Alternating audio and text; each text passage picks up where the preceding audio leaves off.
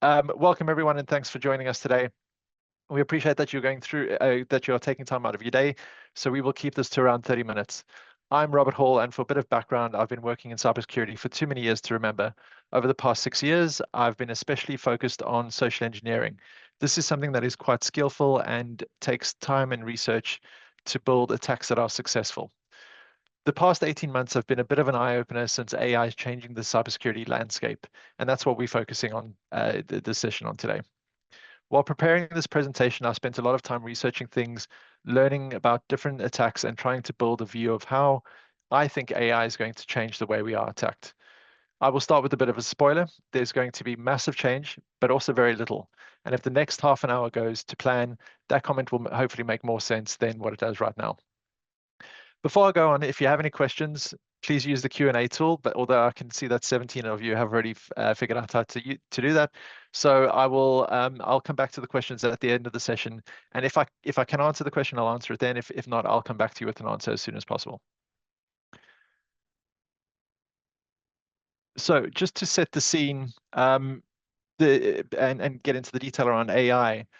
I just want to set the scene and say that at the center of everything that businesses do, both good and bad, you have humans. Humans are the ones driving businesses forward through hard work and delivery of products and services. But it can all come to a grinding halt if a single human fails to spot an attack.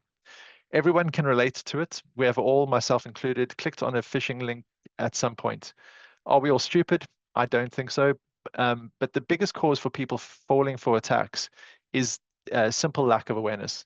And this is why most attacks start with a simple phishing email, or at least that's how things used to be.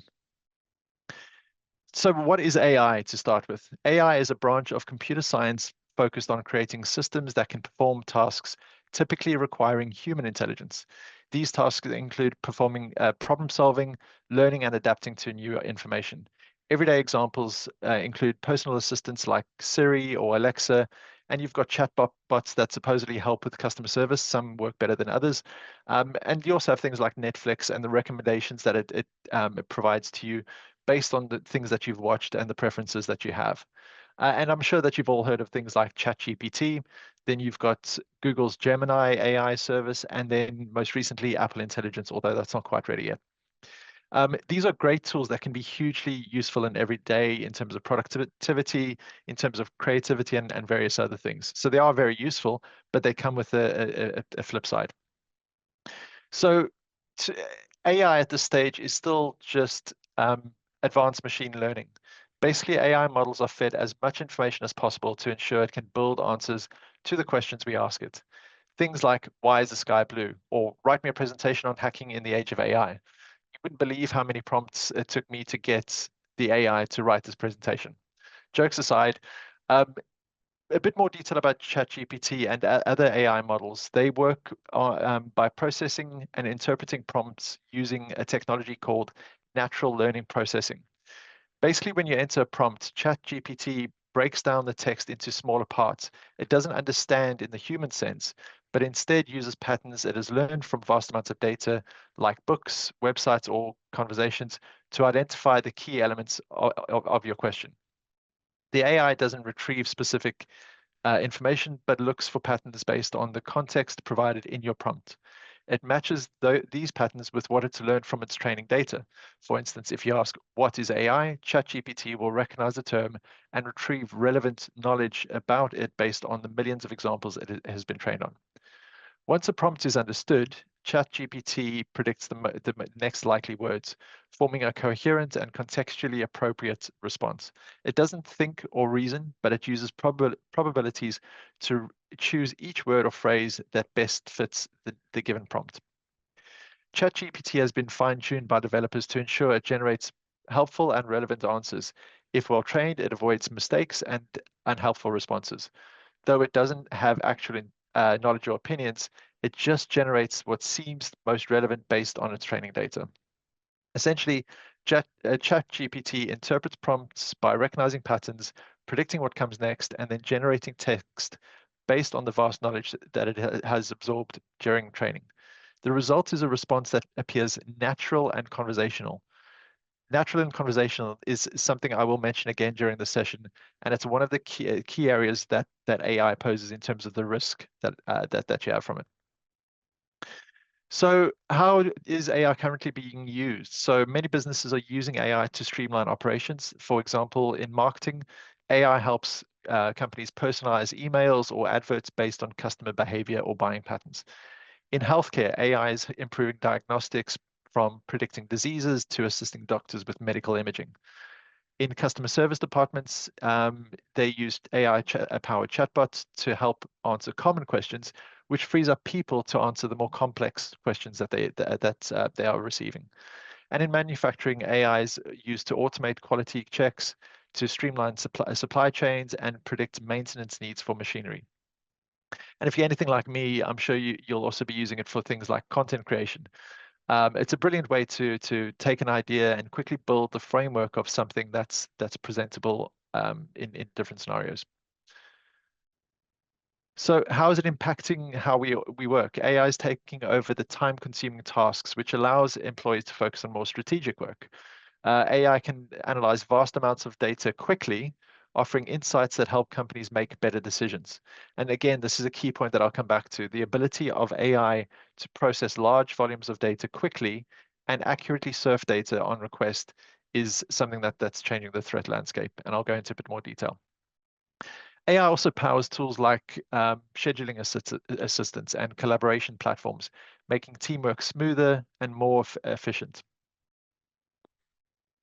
So coming back to social engineering, as you can see on the slide, and I don't expect you to read the whole slide, as you can see on the slide, social engineering is a skill that humans have developed over years, with social engineers learning how to get their victims to do exactly what they want by using information that they have on the victim to build believable stories that allow the social engineer to extract data that can be used to defraud that victim. There are different methods social engineers use to get people to do what they want. They will scour the internet for insight into behaviors or services used or contact details and other things that relate to that target. And then they will use that information to build a compelling story that is believable because it's also highly targeted to that individual. As an example, if you receive a call from your bank that actually starts with the caller going through details like or providing you with your name, your address, your mobile number, and your account details, that call is going to be far more believable than someone calling and saying, "I'm from your bank, please give me your PIN code." So that's why, social engineering is a skill and it requires patience and research. And this is why there's two real types of attacks at the moment. You've got the highly targeted example that I just mentioned, where somebody will call from the bank and they will give you information that is accurate and that you're aware of to make that it seem realistic. And then there's the more sort of common scattergun approach where an attacker will simply buy an email database and hit as many people as it can with a spoofing attack that is in no way targeted to the individual. It's a more of a sort of hit and hope approach, which will have some limited success, but not the kind of success a well-targeted attack would have. And the thing is that if you think back to the point I made about AI and how it recognizes patterns and then builds response that appear to be natural and conversational, I'm sure you can see where things are heading. With these AI tools being capable of also rapidly processing huge amounts of data, it was only a matter of time before attackers saw the opportunity these AI systems have helped create. AI is now being used to quickly and easily do the research that took social engineers time and effort to do, making it possible for hacking groups to reduce resources, but also to combine the data from different data sets to craft highly targeted and believable attacks, and to do it at scale as well. And so, for a bit of context, and at this point, I will also mention all of the graphics in these slides are AI created, so they may be a bit cheesy, but I think they show how far the AI has come. And coming back to the context, every day we generate massive amounts of data. This covers photos, videos, and data like the slides I'm presenting today, but also data that relates to what we do, where we go, the services we use, and our views on the world we live in. This is a huge amount of data that, and it's far too much for humans to process. So it's easy to think that I'm just one person in 8 billion out there. So it would take a fair amount of time to research the things that I like, the services I use, or the things I do to use that information against me for the purpose of a cyber attack. Most small businesses will feel the same way. In the UK alone, there's over 5 million registered companies. We are the needles in a digital haystack, and we are pretty much anonymous to people outside the markets we operate within. For attackers to build a specific attack for any of our businesses, they would have to do a lot of time-consuming research into the business to deliver anything remotely believable. So attackers have always focused on the big fish or the large enterprise organizations out there because it generates a lot of press for the attacker. It enhances their reputation, and it's something that it's individual projects that they can work on. But they still continue to hit smaller organizations. And the way they do that is they buy a database of email addresses. As an example, you can buy 10 million email addresses on the dark web for $120 and then run a basic phishing attack where the attacker spoofs things like Microsoft 365 or Amazon or Zero or anything else to try and get some user credentials that they can use in a follow-up attack if they want to, or they can just sell on the dark web and make some money that way. But times are changing. And this is where AI comes in. AI is the cheat code for the old needle in the haystack metaphor. Basically, the logic is if you want to find something metal in a pile of hay, get a massive electromagnet and pull the needle out of the haystack.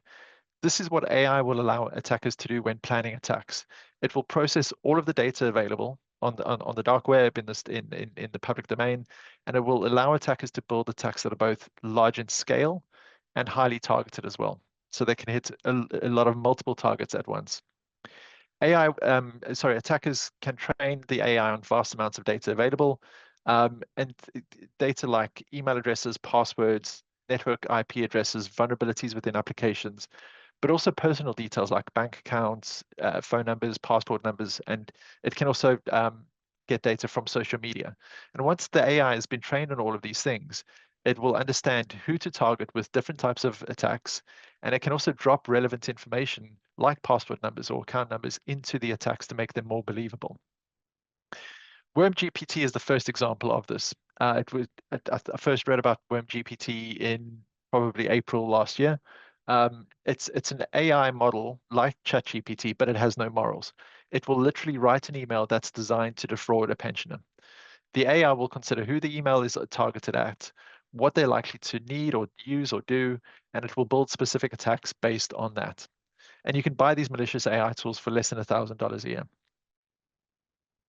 So how does that make AI the electromagnet? Well, it's just a matter of time before attackers can create or can ask AI to build a complete attack that creates an email impersonating Zero, that targets finance directors, that links to a credential harvesting page, which then pulls the session token from the device to evade 2FA, and then injects ransomware into a vulnerable application so it can spread out across the network by understanding what security tools are in place and using evasion techniques to avoid detection. That then delivers a DDoS attack that shuts down the network and brings the internet to a halt. With the right AI tools, this attack can be built by AI, and the AI will actually also deliver the list of targets for the attack as well, because of the fact that it can process large amounts of data and surface the relevant information to different scenarios. In the scenario that I've outlined, once the victim has submitted credentials, the attacker is able to do whatever they want with those details, since the victim is unable to access Zero to change their password. And that's because of the fact that the attack has also brought the network to a halt as well. This scenario may sound far-fetched, but the reality is that there's very little to stop an attacker from doing just that with malicious AI. And most importantly, it allows attackers to do it at scale. So what are the other things that AI can do that gives us an insight into the types of attacks that are coming down the line? For years, we've heard that you can use technology to clone a person's voice. This was seen as the first sign that technology was going to make it easier for attackers to deliver more customized, believable, and therefore more effective attacks. Today, we can clone a voice based on 3 seconds of audio. So if anybody's recording this, you can clone my voice pretty quickly and easily. But what you won't get right with that 3 seconds of audio is my intonation and my style of speaking, my stutters and stammers and things like that. But if you spend a bit more time and you get a longer recording, you can duplicate that the tone and the intonation of the speaker. And then there's voice cloning in real time. We can now use AI to clone a voice and then use tools that convert our speech into the cloned voice in real time.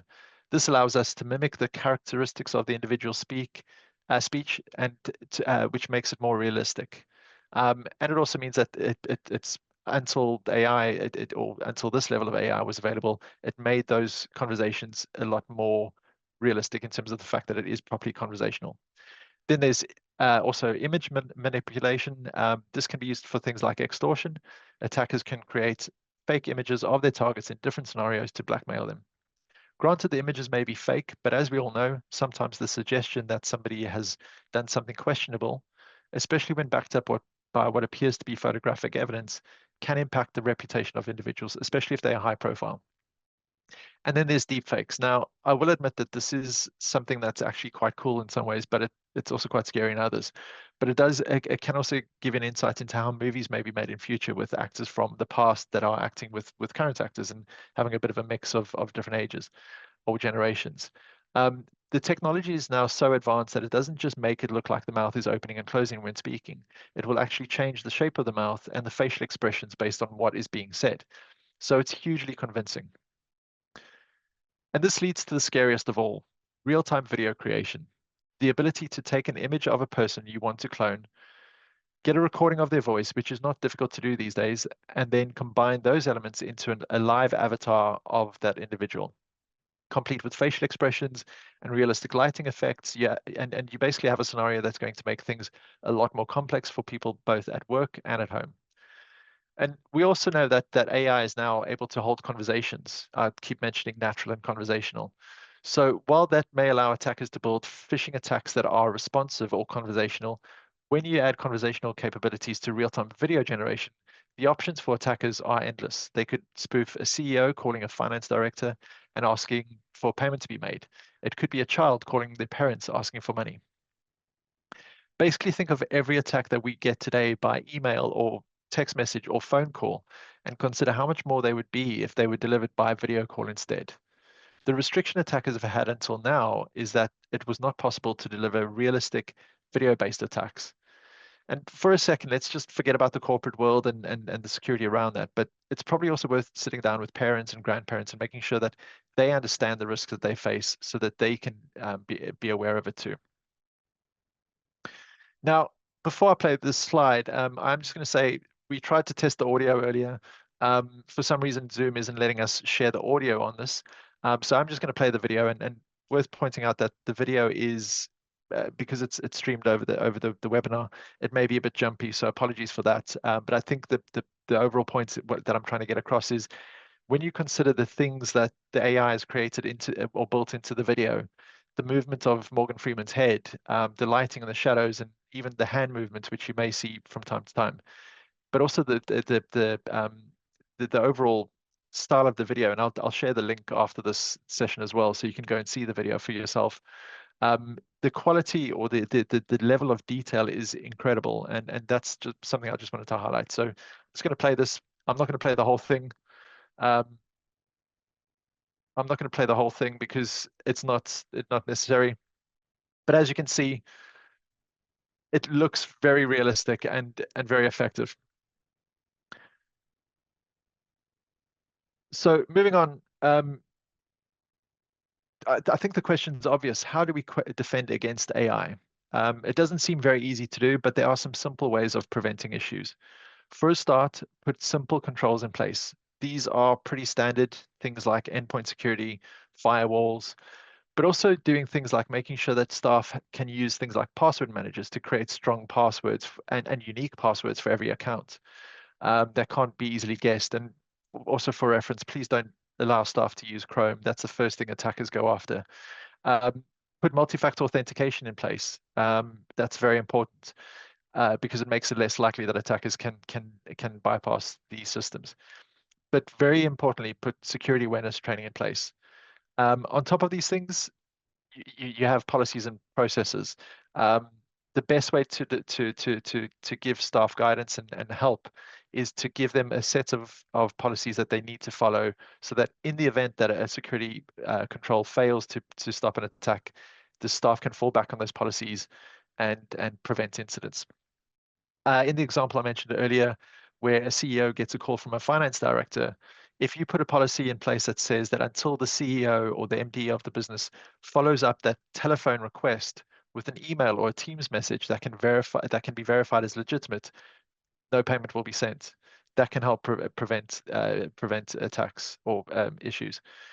You can also use a secret word to verify that the request is real. Or you can have a payment hold of 12 or 24 hours that will allow for proper verification to be done, and then treat any demands for immediate payment as suspicious. And finally, by making staff aware of the risks that they face and to always be on alert, it will make it less likely that they will fall for these attacks. So what does the future hold? In my opinion, we'll see more of the same, but we're also going to see a shift in the types of attacks that are delivered. For a start, with AI behind malware, allowing it to learn, evolve, and adapt to the environment that it's sent into, we may see an increase in attacks on the corporate infrastructure.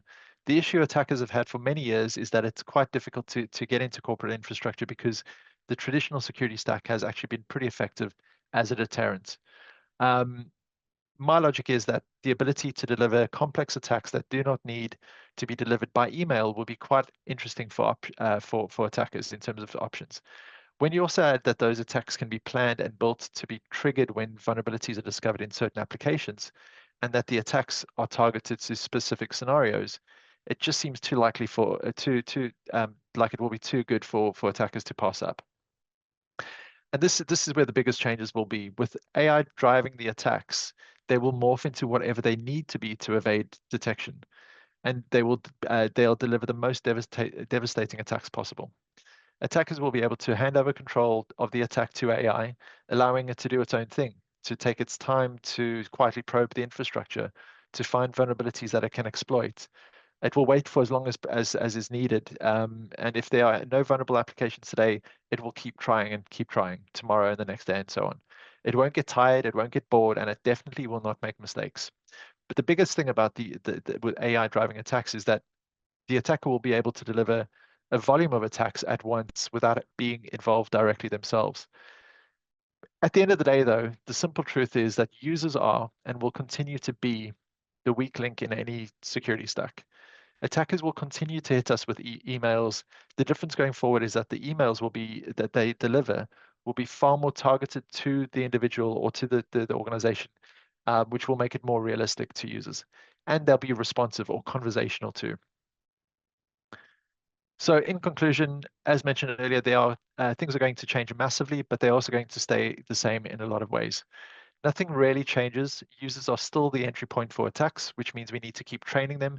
We need to keep testing them because this will build an effective security culture, a culture that rewards users for doing the right thing and delivers training moments to them when they make mistakes. By training staff, we empower them to be our human firewall. And while AI is highly effective and is going to make life a bit more difficult, actual intelligence will always be the key in the battle against these attacks.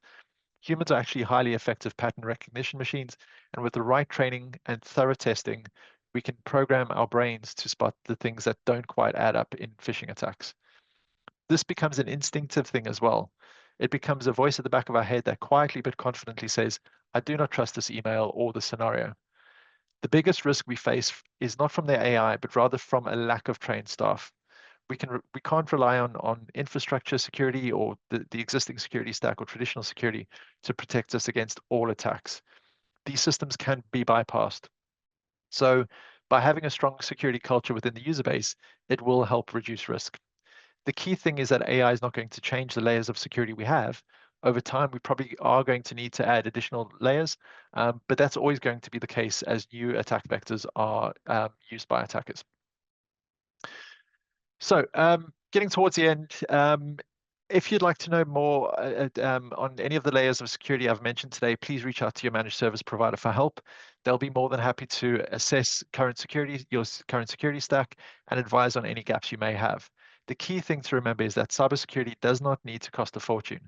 MSPs have solutions that are highly effective as well as being cost effective. Your MSP is here to help, and they will also be in contact with you over the next day or two to discuss this further. So I will now come to the questions, and let me just get the Q&A open. Um, I a lot of comments about not being able to hear me. Uh, then let me just keep going. Uh, so yes, the session was recorded. A good question about password management. If you don't use Chrome, what do you use? I'm I'm really not going to stand here and offer up any individual solutions. What I would say is look for a password management solution um, that has things like monitoring, so that it will tell you if any of the passwords that are being entered are breached. Also, use things that use a high level of encryption. Use tools that don't have the overall vault encrypted. And let me clarify that. So some password management solutions will encrypt all of your credentials in one vault.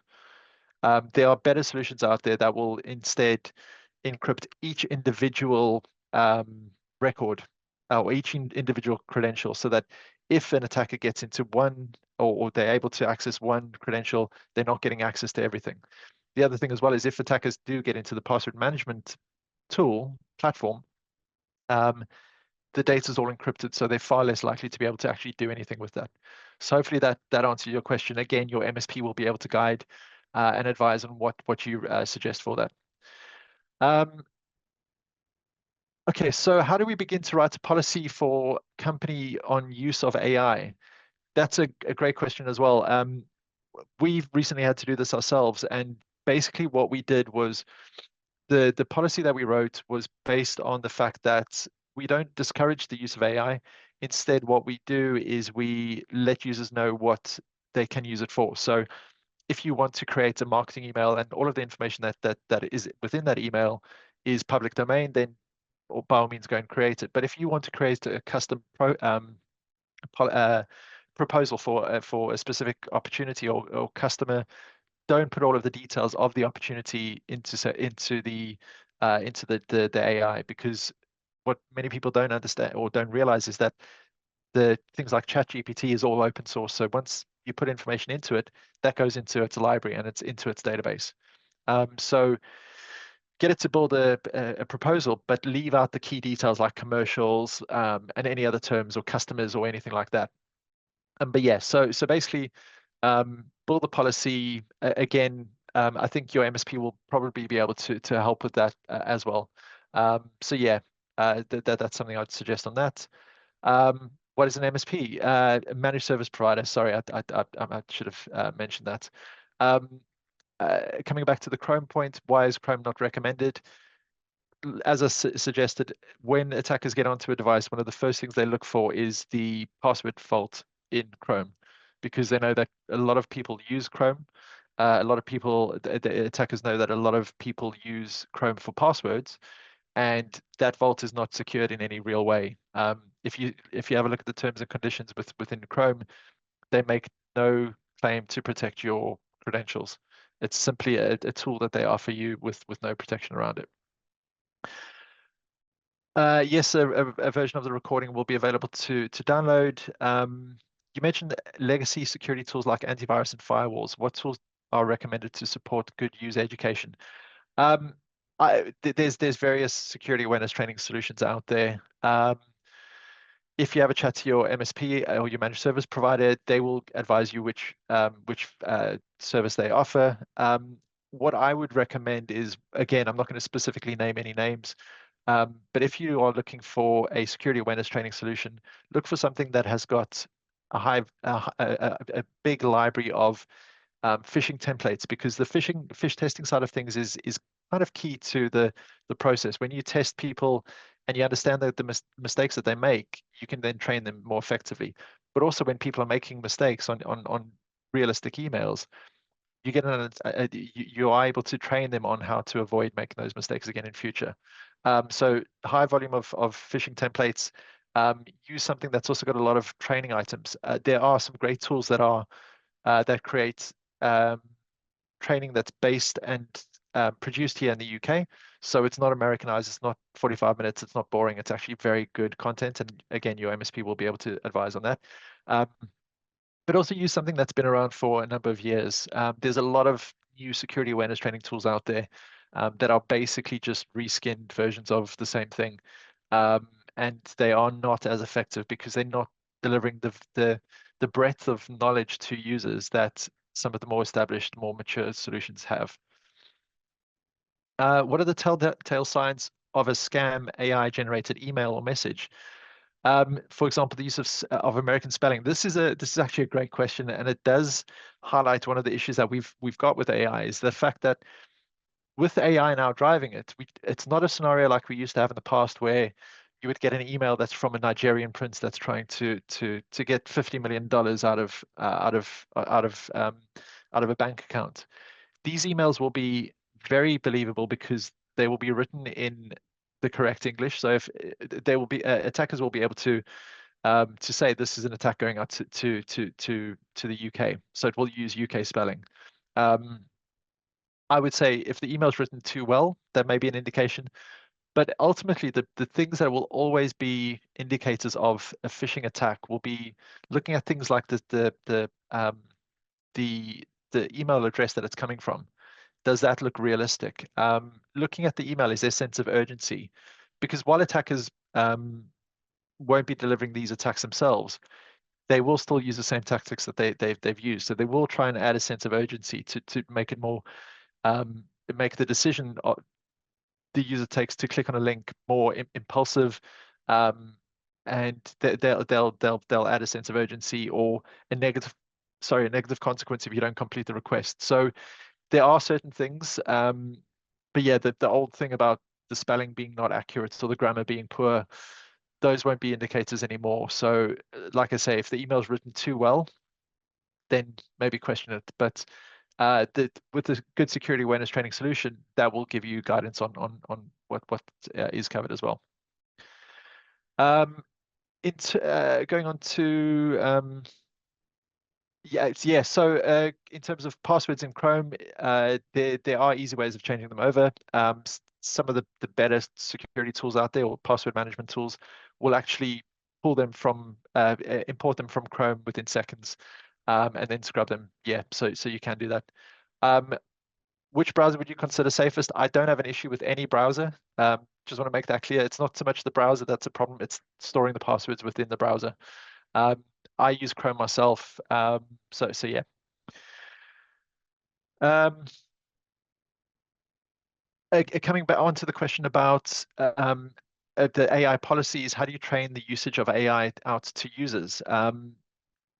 Again, good security awareness training solutions will actually have AI training included in it. And this is why I come back to the point about having a security awareness training platform that covers a breadth of topics. Um, the there's at least one that I know of that specifically has training on how to use AI in a responsible way. And that solution, which your MSP will tell you about more after this call, will also be able to deliver the training around AI as at the same time as delivering the policy document to your users. So they can do the training and then read the policy document so that it all sort of adds up and they all understand why this policy has been put in place. Um, so yes, Cyber Essentials certification. Um, it is becoming more widespread at last, and I'm very, very happy about that because it means that it gives users a very clear direction on what security controls they need to have in place. It is quite basic in the sense that it only has 5 or 6 direct requirements in terms of endpoint security, firewalls, password protection, multi-factor authentication, secure configuration, and a couple of other things. Patch management is one of the key things there, which I didn't mention. So patch management is important. Um, Getting Cyber Essentials certified is very important. You can also get Cyber Essentials Plus now, which is a step above, and it shows that you are audited and that it's done properly. So I definitely recommend having a look into that. If nothing else, that will help with cyber insurance. And I'm sure if I did a poll now to ask how many people on this call have got cyber insurance or are looking at cyber insurance, that most of the hands will go up. What I would say is Cyber Essentials Plus, password management tools, MFA and security awareness training will help either reduce the cost of cyber insurance, or it will ensure that you actually can get cyber insured. So yeah. Does information on Messenger or WhatsApp direct messages picked up by AI, or are they private WhatsApp groups, etc.? I'm just going to read that again to make sure I understand the question. Okay, so I think you're asking whether AI is able to intercept and build up knowledge on messages that are sent within WhatsApp. I would hope that the answer to that is no, because it's meant to be encrypted. It's not in public domain, so I would say no. It is private. But as always, if WhatsApp were to get hacked and all of those messages were to be stolen, it is still encrypted, I suppose. So there may be a limit to what actually is taken from that. But yeah, I would hope that that's private.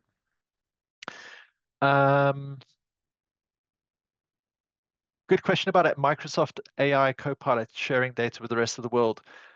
I would hope not, because if you are using the paid version of a Copilot, that should lock the data down for you. But again, what I'll do is that's something I'm not 100% sure of. So I will look into that and I'll make sure that the information is passed on to your managed service provider so that can be answered directly for you. What is the legal position on AI generated job applications?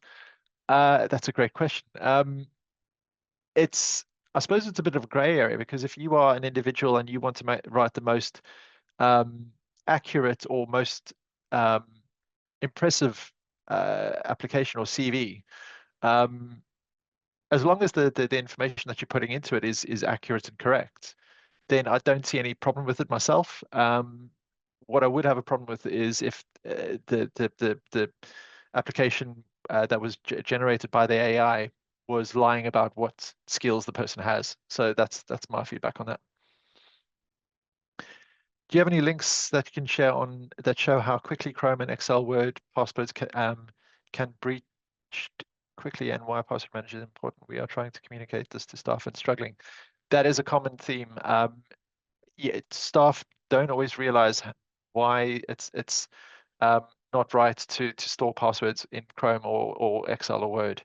I think there's a couple of things I would say on the back of that. Is first of all, when I started using a specific password manager within my sort of business use, what I found was that it actually did a lot more. So it integrated with things like 2FA or MFA. It meant that I didn't have to go and get my phone to get the MFA code from Microsoft Authenticator or Google Authenticator. I was able to, it was all contained within the password manager, which is very useful. Makes it a lot quicker getting into different things.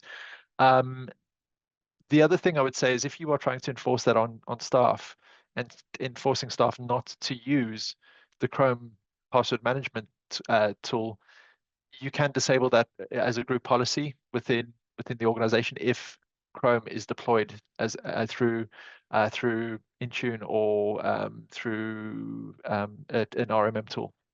So you can control the policies around it, and you can disable the password management tool. Sometimes that's what it takes to get people to stop using it, but there are other things as well. So if you've got a password management solution, if very often they will have videos that show how quick and easy it is to import from Excel or from Chrome to get the answers that you need. Google Password Manager, same as Chrome. I can't say I've Google Password Manager on a mobile device or something. I can't say I've seen that, but I would imagine it's the same as Chrome. Somebody's actually said Copilot paid version locks the data down within your company and doesn't share it outside. Thank you very much, Rachel. Really appreciate that. And some yeah, another response on that point as well. So yeah, so I think if there's no other questions, I think we've covered quite a lot. From my side, I just want to thank you for attending today. Apologies for the audio issues. Sometimes the boom's up instead of down. It's just a rookie mistake on my part, so apologies for that. But yeah, I thank you for attending, and I hope it was informative. I hope you learned something. yeah, as I say, your MSP will be reaching out to you to discuss things further. And yeah, I hope you have a great day. Thank you, everybody.